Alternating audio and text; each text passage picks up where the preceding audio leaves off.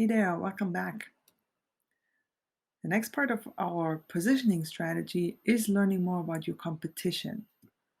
Steve Jobs said, you can't look at the competition and say you're going to do it better.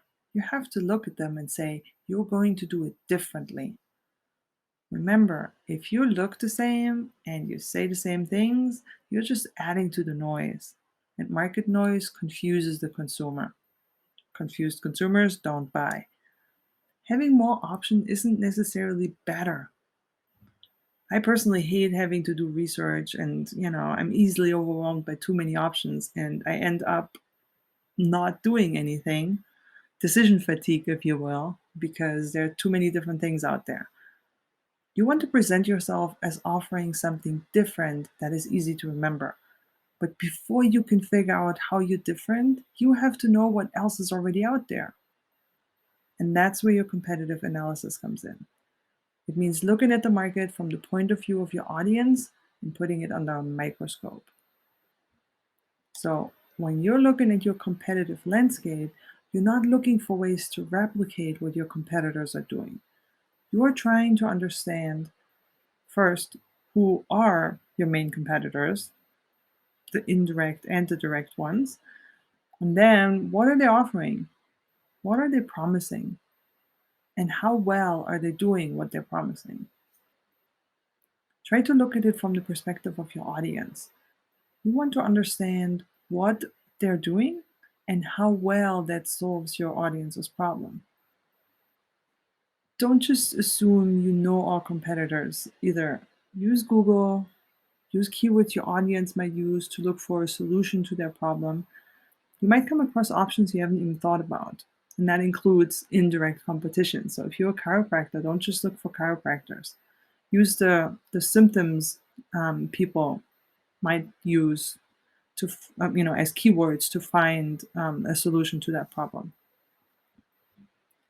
In your competition workbook, you can collect all the information about your competitors. You want to allocate a good chunk of time for this research. Your initial list should probably have 5 to 10 direct and indirect competitors.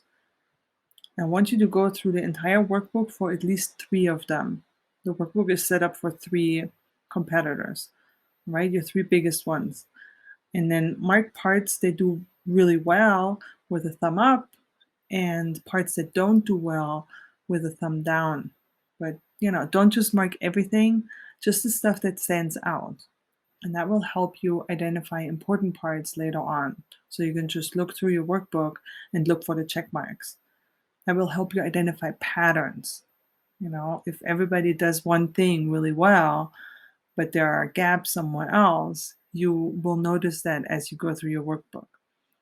Um, and then the next competitors you look at, you might not have to be that detailed and fill in all the blanks in the workbook.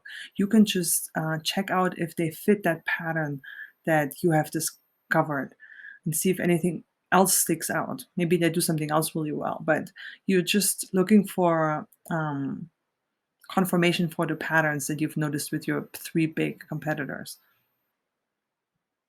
Then you do this for all the competitors on your list, and just look for the stuff that confirms the patterns or the gaps you found, and note all those things in your workbook.